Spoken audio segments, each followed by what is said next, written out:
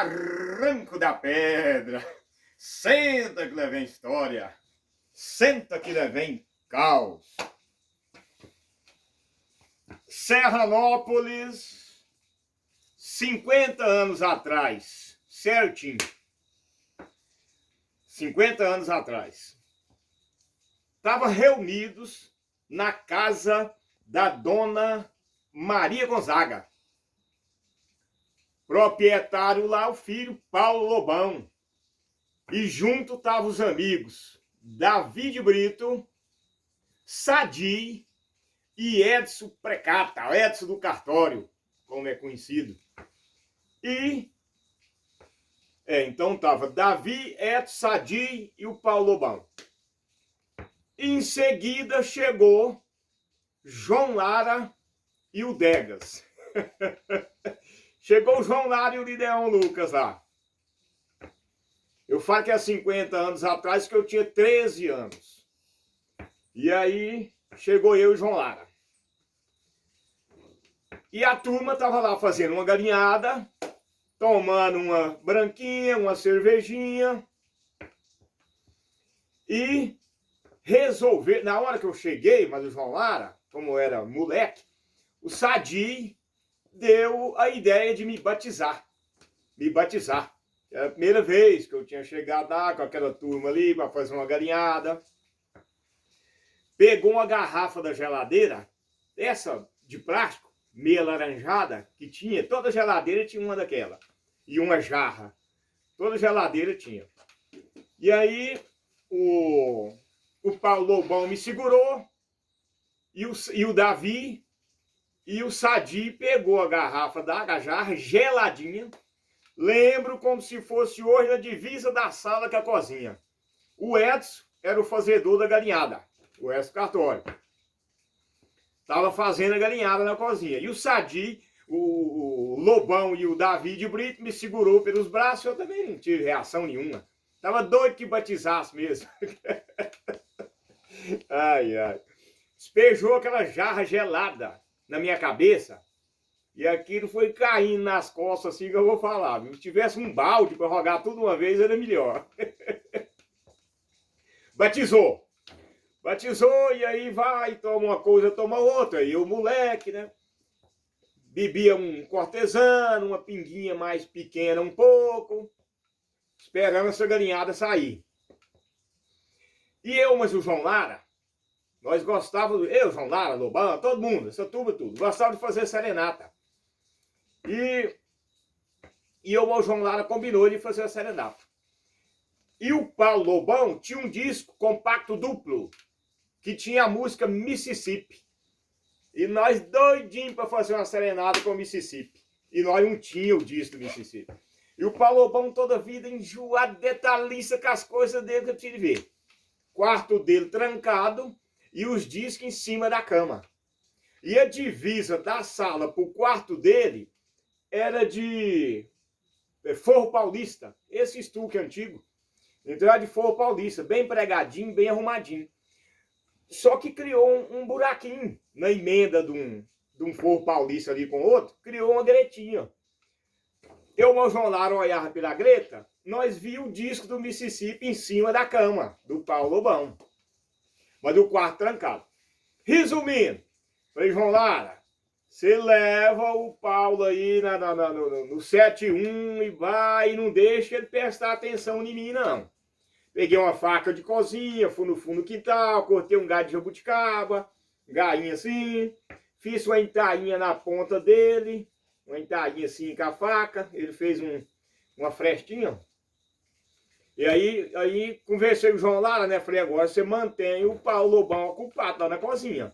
Na sala ele não podia ir, porque eu tinha que enfiar a varinha de jabuticaba no buraco para pescar o disco. E aí assim eu fiz.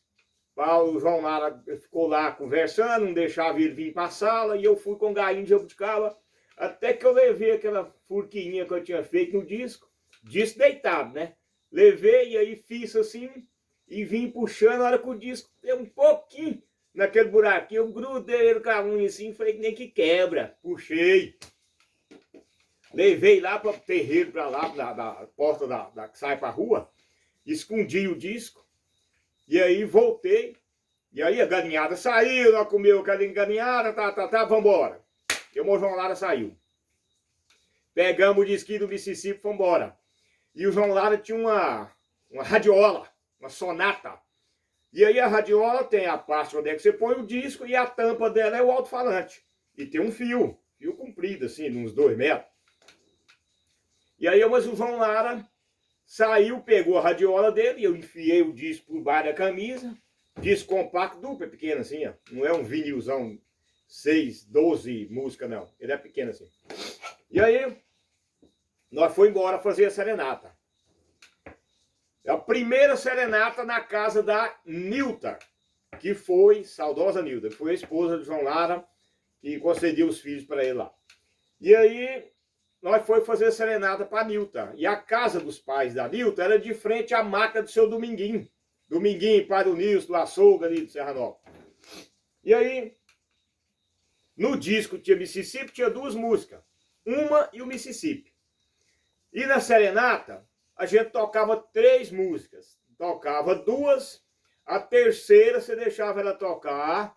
A hora que ela estava bem no final, você saía com a radiola devagarzinho mesmo, com aquela música ir sumindo, sumindo, sumindo.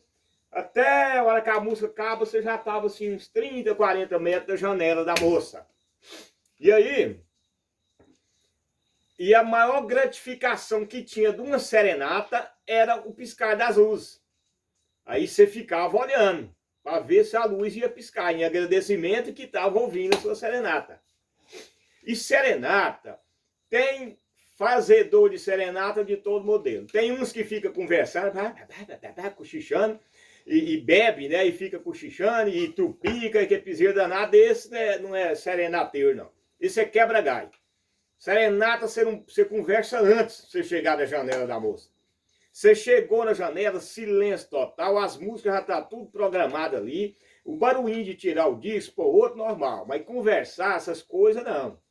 E aí, tocou a primeira música, tocou o Mississippi. Nós tirou o disco do Mississippi, pôs o do Bar de Alencar, que era meu amor, papá. Quem é das antigas aí sabe que música eu tô falando. E o João Lara, mas isso era quase sempre. Toda serenata, o João Lara derretia as tripas. Dava dor de barriga. E aí, a hora que começou a tocar do Bar de Alencar, que era a última música, o João Lara foi defecar. Foi lá na paia de arroz da máquina do Dominguinho. Foi pra lá. E aí, a hora que a música deu do meio pro fim, o João Lara não tinha chegado ainda. Eu peguei a radiola com a mão aqui, peguei a tampa, que é o alto-falante, com a outra, saí devagarzinho, vamos lá pra lá. Saí devagarzinho, aqui no escuro total. Porque quando um colega tinha um isqueiro, um trem, não existia telefone, nada não. E aí saí devagarzinho. Só voltar, dar uma recapituladinha só um pouquinho anterior, perito em sair com a radiola numa mão e o alto-falante na outra, que era a tampa, mesmo bebendo umas e não trupicava e o disco não pulava, porque ali você não pode fazer movimento nenhum que a agulha do disco pula. Então o cara que saía andando na rua com a radiola numa mão e o alto-falante na outra e o disco não pulava de jeito nenhum, chama o Edson do cartório. Fazia isso com maestria. Acho que era só ele. E aí eu saí, né? O João Lara tinha chegado a sair. Já estava assim, quase terminando a música. Eu fui olhar para trás para ver se a bendita luz piscava. Doidinho, né? Para ver o piscar da luz, o agradecimento da serenata. Menino, pisei em face num buraco, a rua era tudo cascalho, enxurro corria nas beiradas. A luz era um tomatinho, que era a usina nossa ainda, lá de baixo. E aí, era usina? Acho que era. Eu sei que eu trupiquei num buraco daquele, pisei em farso. Aquela radiola bateu no chão, assim, ó. E eu saí de catamomona, arrancou o fio da tampa do alto-falante com a radiola, arrancou aquele fio. Caiu o disco do Paulo Lobão, meu Deus do céu. Caiu pro chão pra lá. João Lara já veio de lá correndo. Chegou, nós catou aquele trem, mas já estava longe da janela, assim. Nós catou aquele trem.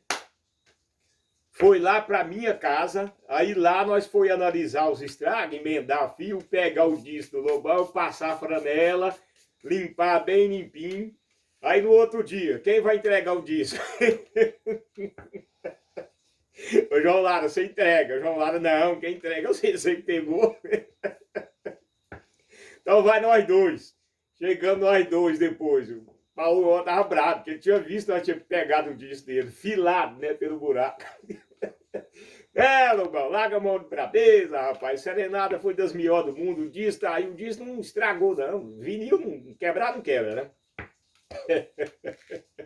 Devolvemos o disco pro Paulo Lobão. O caso é verídico, tá o testemunho aqui. Tá o moleque raiz aqui. Tchau, obrigado.